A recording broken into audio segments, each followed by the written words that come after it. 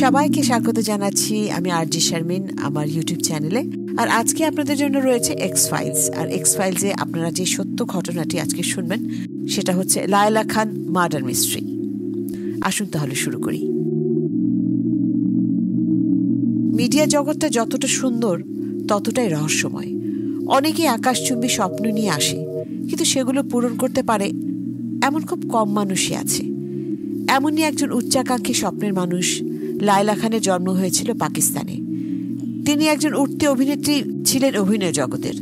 2024 সালে वो নামে একটি ভোজপুরি সিনেমায় কাজ করে লায়লা। এছাড়াও আসমা নামে আরেকটি সিনেমা করেছিল লায়লা। পাকিস্তানে জন্ম হলেও বেড়ে ওঠা মুম্বাইতে। কিছুদিন পড়াশোনা করার জন্য লায়লা মহারাষ্ট্রেও গিয়েছিল। যদিও সে তার গ্র্যাজুয়েশন শেষ করতে পারেনি, তবে মিডিয়ায় কাজ করার ইচ্ছা তার অনেক আগে থেকেই ছিল, আর সেজন্য তার নামও পরিবর্তন করে। যাকে আমরা লায়লা খান বলছি তার আসল নাম ছিল রেশমি প্যাটেল। আগের 2-3টা সিনেমায় লায়লার তেমন জনপ্রিয়তা না থাকলেও লায়লাকে চেনা যায় তার 2008 সালের সিনেমা ওয়াফা আর ডেডলি লাভ স্টোরি থেকে। এই সিনেমাটা বানানোর আগে নায়িকার চরিত্রে অভিনয় করার জন্য পুরো ভারত জুড়ে একটা অডিশনও করা হয়েছিল। ফাইনাল অডিশনে যখন লায়লাকে অনেকজনের মধ্যে বাছাই করা হয় তখন তাকে 3টা সিনেমার জন্য সাইন করানো হয়েছিল। তার মধ্যে একটা ছিল ওয়াফা, বাকি 2টাই ছিল জিনাত আর এপ্রিল ফুল। ওয়াফাতে লায়লা করেছিল মূল চরিত্রের অভিনয়, আর তার বিপরীতে কাজ করেছিল বিখ্যাত অভিনেতা রাজেশ খান্না। 3টা সিনেমার নির্দেশক ছিল অভিনেত্রী রাখি সাওয়ান্তের ভাই রাকেশ সাওয়ান্ত। রাকেশ সাওয়ান্ত তার প্রথম সিনেমা ওয়াফার জন্যই লায়লাকে বেছে নিয়েছিলেন। শেষ 10 জনের মধ্যে লায়লাই ছিল সবচেয়ে বেশি উপযোগী। লায়লা আর তার মাকে তিনি দিল্লিতে পেয়েছিলেন। যদিও লায়লার জন্ম বেড়ে ওঠা মুম্বাইতে, সে এর আগেও কিছু বিজ্ঞাপন আর সিনেমায় কাজ করেছে, কিন্তু অবশেষে পরিচিতি সে 2008-এই পায়। ওয়াফা মুক্তি পাওয়ার পর জিন্নাতের কাজ শুরু হয়, আর এর মধ্যেই নায়িকা লায়লা হঠাৎ করে হারিয়ে যায়। 2011 সালে সিনেমার কাজের মাঝখানেই লায়লা নিখোঁজ হয়, কিন্তু যে কদিন সে কাজের সাথে ছিল বেশ আগ্রহ নিয়ে কাজ করে যাচ্ছিল। উচ্চাকাঙ্ক্ষী লায়লা খানের স্বপ্ন শুধু সিনেমার নায়িকা হওয়াই ছিল না। নির্দেশক রাকেশ জানান লায়লার সিনেমার প্রযোজক হবার তীব্র ইচ্ছা ছিল। লায়লার এমন অনেকের সাথে ওঠা বসা ছিল যারা তার স্বপ্ন পূরণে তাকে সাহায্য করতে পারত। সেই সুবাদে লায়লা একবার রাকেশকে তার বাসায় একটা আয়োজনে দাওয়াত দেয়, যেখানে দুবাই আর আবুধাবি থেকে কিছু প্রবাসীও আসে। লায়লা শাহিদ কাপুর আর সাইফ আলী খানের মতো নামকরা অভিনেতাদের বিপরীতে কাজ করতে চাইত, আর এর জন্য সে কোটি কোটি টাকার প্রস্তাবও দেয় রাকেশকে। কিন্তু এইখানে ঝামেলার বিষয় ছিল লায়লা নতুন এই সিনেমাটা বানাতে কালো টাকা বিনিয়োগ করতে চায়, আর সবটুকু টাকাই লায়লা তার নির্দেশক রাকেশের ব্যাংকে জমা করার কথা বলে। কিন্তু রাকেশ কালো টাকা রাখতে রাজি হয় না। তাছাড়া একজন নির্দেশক হিসেবে টাকার তেমন চাহিদাও রাকেশের ছিল না। এত সব আয়োজনের মধ্যে লায়লার তো কোথাও নিজ থেকে চলে যাওয়ার কথা না। তাহলে কি রহস্য ছিল লায়লার এইভাবে হারিয়ে যাওয়ার? সিনেমার পিছনের আসল জীবনে কি কেউ এমন ছিল যে লায়লার জীবনে তার হারিয়ে যাওয়ার পিছনে দায়ী ছিল? সেই ব্যক্তি আর কেউ না, তার পরিবারের কাছের কেউই ছিল। তার নাম পারভেজ ইকবাল। কিন্তু অদ্ভুত বিষয় হচ্ছে এই ব্যক্তির সম্পর্কে লায়লার বাবা কিছুই জানতেন না। লায়লা খানের গায়েব হওয়ার 3 বছর আগে থেকে তার পরিবারের সাথে পারভেজের সম্পৃক্ততা হয়, কিন্তু লায়লার বাবা লায়লা গায়েব হওয়ার পর তার খালার কাছ থেকে পারভেজের ব্যাপার জানতে পারে। তবে পারভেজের আগমনী বা তাদের জীবনে কিভাবে হয়? লায়লার বাবা জানায় তার অনুপস্থিতিতে পারভেজ কয়েকবারই তাদের বাসায় গিয়েছে, আর লায়লার বাবার ধারণা পারভেজের তাদের জীবনে আসার পেছনে আসিফ শেখ নামের একজনের হাত থাকতে পারে। কে আসিফ শেখ? তার লায়লার পরিবারের সাথে কি ধরনের সম্পর্ক ছিল? সে যেই ছিল, কোনো এক বিশেষ কারণে লায়লার জীবনের আরেকজন গুরুত্বপূর্ণ ব্যক্তি ছিল আসিফ। লায়লার বাবা নাদের পাটেল খুব ভালো করে আসিফ শেখকে চিনত। আসিফ কয়েক বছর ধরে লায়লাদের বাসায় আসা যাওয়া করত। তাদের উভয়ের বাসা ছিল একই এলাকায়। আসিফ লায়লাদের বাসায় রেগুলার আসতো। যদিও লায়লার বাবা আসিফকে খুব একটা পছন্দ করতো না, কিন্তু আসিফ লায়লার মাকে আপা আপা ডাকতো আর খুব আন্তরিকতা দেখাতো, তাই সে কিছু বলতে পারত না। 2011 সালের 2রা ফেব্রুয়ারি লায়লা তার পরিবারের সবাইকে নিয়ে শেষবারের মতো তার মুম্বাইয়ের ফ্ল্যাটের বাসা থেকে বের হয়। তারা একসাথে করে সেই দিন ইগাতপুরের লায়লার ফার্ম হাউসের উদ্দেশ্যে রওনা হয়, যেটা ছিল মুম্বাই থেকে 128 কিলোমিটার দূরে। এই বাসাটায় লায়লা আগেও প্রায় আসা যাওয়া করত, আর শেষবারও তার পুরো পরিবারকে এই বাসা থেকে বের হতে দেখা যায়। ইগাতপুরের একদম ভেতরের এমন এলাকায় লায়লার ফার্ম হাউসটা ছিল যেখানে দূর দূর পর্যন্ত কোনো মানুষের চিহ্ন ছিল না। বাসার আশেপাশে ঘন জঙ্গল, গাছপালা, আর কাছে একটা বিশাল গর্ত ছাড়া আর কিছুই চোখে পড়ত না। যেদিন লায়লা তার ইগাতপুরের বাসায় যায়, সেই দিন সেখানে তার মা সেলিনা, বড় বোন আজমিনা, যমজ ভাই ইমরান, সারা সহ খালাতো বোন রেশমাও তাদের সাথেই ছিল। তবে তাদের সবার একসাথে গায়েব হয়ে যাওয়ার পরও অনেকদিন পর্যন্ত কেউ কোনো মিসিং কমপ্লেন লেখেনি। কিন্তু লায়লার পরিবারের সবাই ফার্ম হাউস থেকে সেদিন বের হয়ে এইভাবে হারিয়ে যাওয়ার কিছুদিনের মধ্যেই খুব আকস্মিকভাবেই রাতের অন্ধকারে বাসাটাতে আগুন লেগে যায়। কে বা কারা আগুন লাগায় জানা যায় না। তবে তার পরপরই বাসার সব জিনিসপত্র ভাঙচুর করে লণ্ডভণ্ড করে ফেললে তখন অবশেষে এলাকার পুলিশ খোঁজ করতে আসে। অনেক খোঁজাখুঁজির পর ধ্বংসাবশেষ থেকে শুধু নিত্য ব্যবহার্য কিছু পাকিস্তানি পণ্য পাওয়া যায়।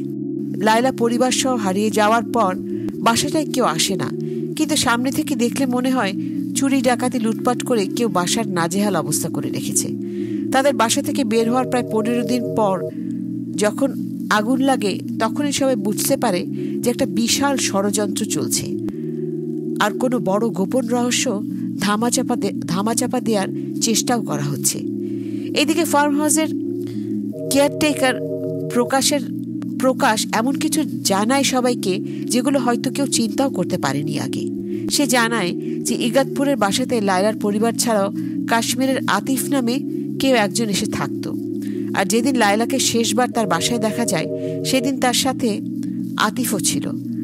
লায়লা মাসে একবার বা 3 মাসে একবার হলেও সে ফার্ম হাউসটায় যেত, কিন্তু সেদিন বের হওয়ার পর সে আর ফিরে আসেনি।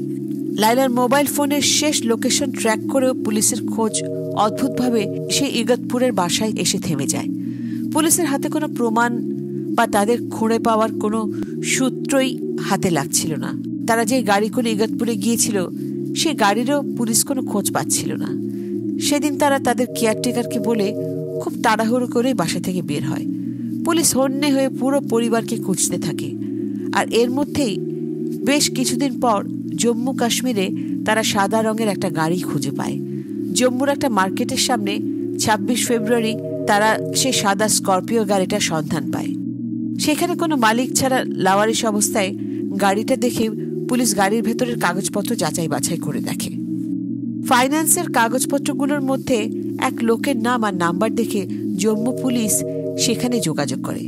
ওই লোকের মাধ্যমে পুলিশ জানতে পারে যে সেই সাদা গাড়িটা আর কারো না, লায়লার মা সেলিনা প্যাটেলের নামে কেনা হয়েছে। পুলিশ লায়লা আর তার পরিবারের ব্যবহার করা গাড়ি খুঁজে পেলেও তাদের কোনো খোঁজ তারা তখনও পায় না। বলিউডের উচ্চভিলাষী অভিনেত্রী কোথায় কি অবস্থায় আছে এই রহস্য 1 বছর পর্যন্ত রহস্যই থাকে। প্রায় 14-15 মাস পর পুলিশের হাতে লাগে লায়লা খানের রহস্যের খানিকটা অংশ। 2012 সালের 29শে মে মুম্বাই পুলিশ কিশোয়ারের ওম মেহতা রোডের একটা দোকানে লায়লা খানের দামি মিৎসুবিশি আউটল্যান্ডার গাড়িটাও খুঁজে পায়। 25 লাখ টাকার এই গাড়ি 5 লাখ টাকায় বিক্রি করা অবস্থায় আর কাউকে না, পারভেজকে হাতে নাতে ধরে পুলিশ। কেন আর কোন পাপ ঢাকার জন্য সে এত দামি গাড়ি এত কম দামে বিক্রি করে দিচ্ছিল সেটাই আরেকটা রহস্য। বিক্রি করার আগে পারভেজ কিশোরের গাড়ি লুকিয়ে রেখেছিল, আর সেই গাড়ি খুঁজে পেয়ে গাড়ির মাধ্যমে পুলিশ পারভেজকে খুঁজে পায়। পারভেজের কাছে বিক্রি করতে চাওয়ার কারণ জানতে চাওয়া হলে সে জানায় যে লায়লা খানের কথায় সে এমনটা করেছিল। শুধু তাই না, গাড়ি বিক্রি করতে গিয়ে ধরা পড়লে পারভেজ বলে লায়লা নাকি বেঁচে আছে। শুধু তাই না, সে দুবাইতে আছে। নকল পাসপোর্ট তৈরি করে লায়লা নেপালের রাস্তা দিয়ে দুবাই গেছে, যেটা শুনে পুলিশ সহ সবাই হকচকিয়ে যায়। তাছাড়া পারভেজের কথায় তখনকার পত্রিকায় এমন লেখাও আসে যে দুবাইতে লায়লা কোনো আন্ডারওয়ার্ল্ডের কোম্পানির সাথে জড়িত, আর সেই কোম্পানির মালিকের ছেলেকে বিয়ে করে লায়লা দুবাইতেই থাকছে। এমনও শোনা যায় যে লায়লার পরিবারের 5 জন কারোর সাথে যোগাযোগ করে তারা নিজেরাও দেশের বাইরে কোথাও চলে গেছে। লায়লা খান আর তার পরিবার সম্পর্কে এইসব শুনে পুলিশের পুরো কমিটি দেশ জুড়ে সবাই বিশ্বাস করবে কি না বুঝে উঠতে পারছিল না। ঠিক এমন সময় পারভেজ আবার তার স্টেটমেন্ট পরিবর্তন করে। সে মুম্বাই পুলিশকে জানায় যে লায়লা আর তার পরিবারের 5 জন সদস্য সহ 6 জনকে এর মধ্যে হত্যা করা হয়ে গেছে।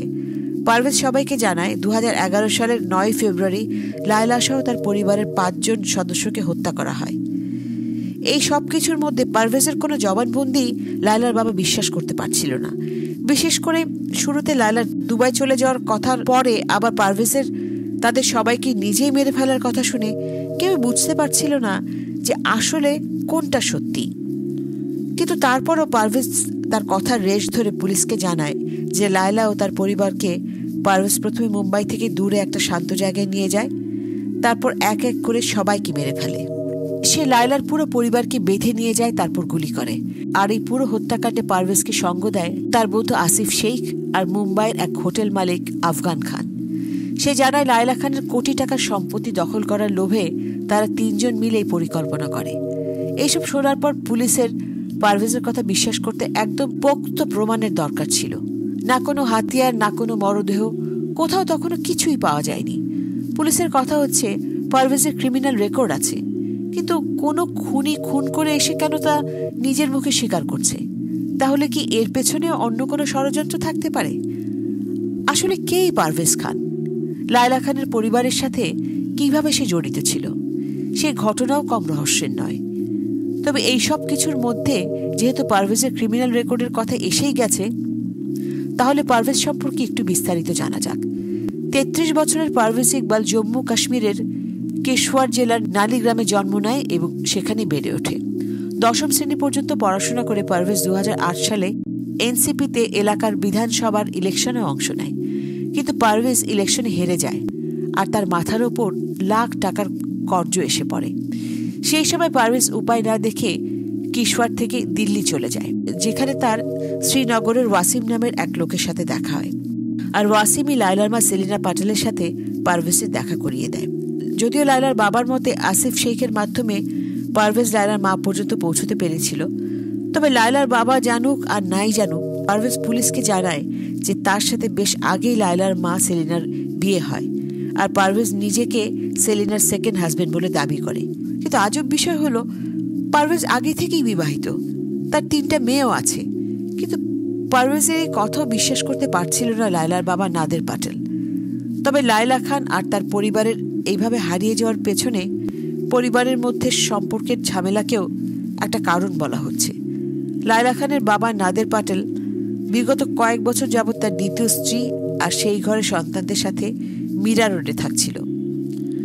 আর এই দিকে লায়লা খান আর তার মা ভাই বোনদের নিয়ে আলাদা একটা বাসায় থাকছিল, যার ফলে নাদের পাটেলের সাথে তার মেয়ে লায়লা আর স্ত্রী সেলিনার দেখা সাক্ষাৎ মেলামেশা বেশ কমই ছিল।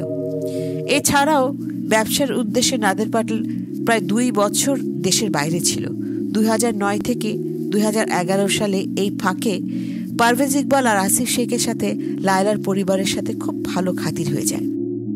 জানা যায় আসিফ শেখ লায়লার পরিবারের সব সম্পত্তির দেখাশোনা করত, আর সেদিকে পারভেজ লায়লার মা সেলিনার খুব ভালো বন্ধুত্ব হয়ে গিয়েছিল।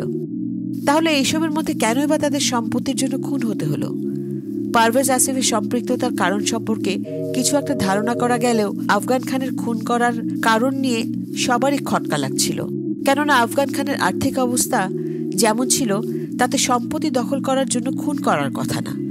আর এমনিতেও আফগান খানের সাথে লায়লা খানের বেশ ভালো বন্ধুত্ব ছিল, তাই বাকি দুজনের কথায় কাজে মিল থাকলেও আফগানের গল্পের সাথে সত্যতা মেলাতে পারছিল না কেউই। এদিকে পারভেজ সবাইকে জানায় যে তারা 3 জন মিলে লায়লার পরিবারকে বাসার বাইরে নিয়ে যায় এই বলে যে কোনো সময় তাদের উপর আন্ডারওয়ার্ল্ডের কেউ হামলা করতে পারে। আর যেখানে নিয়ে যায় সেইখানে আগে থেকে কিছু শার্প শুটার উপস্থিত থাকে, যারা এক এক করে সবাইকে গুলি করে মেরে ফেলে। মেরে ফেলার পর মৃতদেহগুলো সেই 2টা গাড়ি আউটল্যান্ডারে আর স্করপিওতে ভরে নিয়ে ফেলে আসা হয়। আর তার পরপরই সবাই মুম্বাই ছেড়ে জম্মুতে চলে আসে। পারভেজ দ্বিতীয়বারের মতো তার স্টেটমেন্ট পরিবর্তন করে আর তার মধ্যে অনেক সত্য মিথ্যা কম বেশি এদিক সেদিক করে অনেক কথাই গোপন করে যায়। লায়লা খানের প্রথম সিনেমা ফ্লপ হয়ে গেল অভিনয় জগতে নাম আর খ্যাতি অর্জন করার তার চেষ্টা কখনো থামেনি। অনেক ধন সম্পত্তির অধিকারী হওয়ার কারণে টাকার জোরে হলেও নামকরা অভিনেত্রী হওয়ার ইচ্ছা ছিল লায়লার। তাদের মুম্বাইতে 2টা ফ্ল্যাট বাড়ি ছিল, ইগতপুরে একটা বড় আলিশান ফার্ম হাউস, এছাড়া তাদের একটা কাপড়ের দোকান সহ প্রায় 2 কোটি টাকার স্বর্ণ আর অর্থ সম্পদ ছিল। যদি দেশের বাইরে গিয়ে থাকতে হতো তাহলে লায়লা এই সব সম্পত্তি কেন রেখে যেত? এসব কেউ রেখে যায়? সব বিবেচনা করে পুলিশ পারভেজের নিজের হাতে লায়লার পরিবারকে খুন করার শেষ স্বীকারোক্তিকে ধরে সামনে এগোয়। 6 জনের লাশ খুঁড়ে বের করতে উঠে পড়ে লেগে যায়। যদি আসলে পারভেজ, আসিফ আর আফগান মিলে এই নৃশংস হত্যাকাণ্ড চালিয়ে থাকে তাহলে 6 জনকে এক রাতে খুন করে তারা সেই রাতের জন্য হয়ে গিয়েছিল সিরিয়াল কিলার। আর যদি পারভেজ ইকবাল একাই সবকিছুর মূলে হয়ে থাকে তাহলে বলতে হবে যে এত সব গল্প বানিয়ে বলতে পেরেছে সে নিঃসন্দেহে সেরা একজন অভিনেতা ছাড়া আর কিছুই না। হোক না হোক, পারভেজের কথার রেশ ধরে পুলিশ তদন্ত করা শুরু করে ফার্ম হাউসের চারপাশের এলাকায়। সারা রাত মাটি খুঁড়ে এক পর্যায়ে প্রায় 6 ফুট নিচে তারা খুঁজে পায় 6টা কঙ্কালসার দেহ, একসাথে এক জায়গায় 6টা দেহের গণকবর, যার মধ্যে 5টা মহিলার কঙ্কাল আর একটা পুরুষ। পারভেজ আর তার স্টেটমেন্টের এক পর্যায়ে পুরো ঘটনার শুরু থেকে বলে। সে জানায় 2011 সালের 8ই ফেব্রুয়ারি ইগতপুরের বাসায় জলসা বা পার্টি হচ্ছিল, কিন্তু পারভেজ তার হত্যাযজ্ঞ শুরু করে সেই জলসাকে একটা অন্য রূপ দেয়। সেই রাতে পারভেজের সাথে সেলিনার কোনো এক বিষয়ে কথা কাটাকাটি হয় আর পারভেজ পার্টি থেকে বের হয়ে আসে। পারভেজের পেছন পেছন তাকে থামাতে সেলিনাও বাইরে বের হয়ে আসে, কিন্তু সমাধান হয় না, বরং ঝগড়ার উত্তেজনা বেড়ে যায়। তাদের তর্কের এক পর্যায়ে পারভেজ রড দিয়ে সেলিনার মাথায় বাড়ি দেয় আর তৎক্ষণাৎ তার মাথা থেকে ফিনকি দিয়ে রক্ত পড়া শুরু হয় আর সেলিনার সাথে সাথে মাটিতে ঢলে পড়ে। মাথায় আঘাত পেয়ে চিৎকার করাতে শব্দ শুনে ভেতর থেকে লায়লা সহ তার ভাই বোন সবাই বের হয়ে আসে। তারা সব দেখে ফেলে। সেই সময় নিজেকে বাঁচাতে পারভেজ তাদের প্রত্যেকে রড দিয়ে মাথায় বাড়ি দিয়ে মারতে থাকে আর 6 জনকে জানে মেরে ফেলার পর তাদের লাশ একটা বিছানার চাদরে পেঁচিয়ে একসাথে নিয়ে ফার্ম হাউসের সামনের মাটি খুঁড়ে গর্ত করে সবাইকে মাটি চাপা দেয়। আর এই পুরো কাজে বাসার চৌকিদার শাকের তাকে অনেক সাহায্য করে। পারভেজ পুলিশকে জানায় আসিফ আর আফগান তাকে শুধু লায়লার সম্পত্তির ভাগই দেয় না, এমনকি লায়লার আউটল্যান্ডার গাড়িটাও দেয়, যে গাড়ি করে সে জম্মু থেকে মুম্বাই আসে আর 3 দিন 5 স্টার হোটেলে থাকে। পারভেজ লায়লাদের সেই গাড়িটা একটা দোকানে রেখে গিয়ে 1 বছর নেপালে থাকে। এইদিকে পুলিশ পারভেজের কথা মতো 6টা লাশ ঠিকই ফার্ম হাউসে খুঁজে পেয়েছিল আর সাথে ছিল কাপড় আর গয়না, কিন্তু তারপরও লাশগুলো লায়লার আর তার পরিবারের বাকিদের কিনা সেটা নিশ্চিত করার জন্য একটা ডিএনএ টেস্ট করে। পারভেজ অনেকবার মিথ্যে বানোয়াট কথা বলেছে, তবে মৃতদেহ যেখানে সে বলেছিল থাকবে অবশেষে সেইখানেই পুলিশ খুঁজে পায় সেই লাশগুলোকে।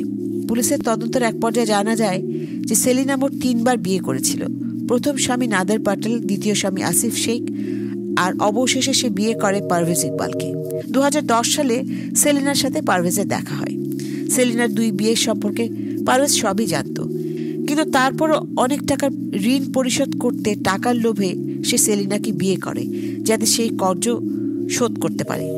কিন্তু কিছুদিনের মধ্যে পারভেজ জানতে পারে সে আসিফ শেখ অর্থাৎ সেলিনার প্রাক্তন স্বামীর সাথে তার বরাবরই দেখা সাক্ষাৎ হয়। এমনকি আসিফ সেলিনার বাসায়ও যাওয়া আসা করত। পারভেজ স্বভাবতই আসিফের যোগাযোগ রাখার বিষয়টা পছন্দ করত না।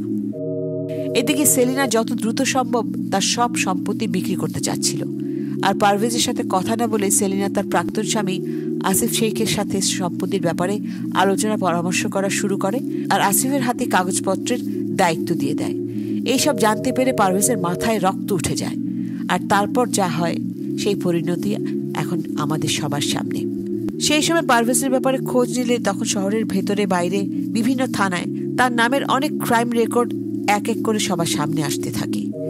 এইদিকে মুনির খান নামের আরেক ব্যক্তির সাথে লায়লার বিয়ে হয় বা বিয়ের কথা হচ্ছিল। মুনির লায়লার পুরো পরিবারকে দুবাই নিয়ে যেতে যাচ্ছিল আর সেইখানে সবাইকে নিয়ে সেটেল হওয়ার ইচ্ছা ছিল তার, কিন্তু পারভেজের কাছে পাসপোর্ট ছিল না। তার ভয় কাজ করছিল যে সবাই দুবাই চলে গেলে সে একা হয়ে যাবে এবং তাকে নেওয়া হবে না। এই সব কিছু মাথায় নিতে না পেরে এক পর্যায়ে পারভেজ ইকবাল পুরো পরিবারের সুন্দর জীবনের গল্প শুরু হওয়ার আগেই শেষ করে দেয়। সম্পর্কের এই গোজামেলের মধ্যে সামনে আসে রাফি খান, অর্থাৎ বাবা আবদুল্লার নাম। মুম্বাইয়ের আন্ধেরি এলাকায় থাকা বাবা আবদুল্লাহ দেশি টোটকা দিয়ে সাধারণ মানুষের নানা সমস্যার সমাধান করে তাদের বিপদে তাদেরকে সাহায্য করতেন। রাফি খানের মতে এমন কোনো সমস্যা সমাধান করতেই সেলিনা তার কাছে আসে, আর এইভাবেই তাদের পরিচয় হয়। সেলিনা আর পারভেজের বিয়ে সম্পর্কে বাবা রাফি জানতেন, আর তিনি পুলিশকে তাদের কিছু ছবি প্রমাণস্বরূপ দেখান। সেলিনা আর পারভেজের বিয়ে বাবা রাফির সামনেই হয়, কিন্তু তারপরও পারভেজের স্ত্রী সেলিনার বাবা রাফির কাছে যাওয়ার বিষয়টা পছন্দ করত। এমনকি এই বিষয়ে তাদের ঝগড়াও হতো। সেলিনার সাথে সমস্যা, টাকা পয়সার লোভ, এই সব কিছুর চাপেই হয়তো এক রাতের খুনি পারভেজ ইকবাল এতটা ঠান্ডা মাথায় খুনগুলো করতে পেরেছিল। তবে সে শুধু মানুষ খুন করেনি, পারভেজ অনেকগুলো নিরীহ জীবনের ছোট বড় অনেক স্বপ্নগুলোকেও গলা টিপে হত্যা করেছে। স্ত্রীর ওপর ক্ষুব্ধ হয়ে হোক আর অর্থ আত্মসাতের জন্যই হোক না কেন, পারভেজের এক রাতের নির্মম হত্যাকাণ্ডে একটা পুরো পরিবার ধ্বংস হয়ে যায়। সব প্রমাণ হাতে পাওয়ার পর পুলিশ পারভেজকে তাদের কাস্টাডিতে নেয়।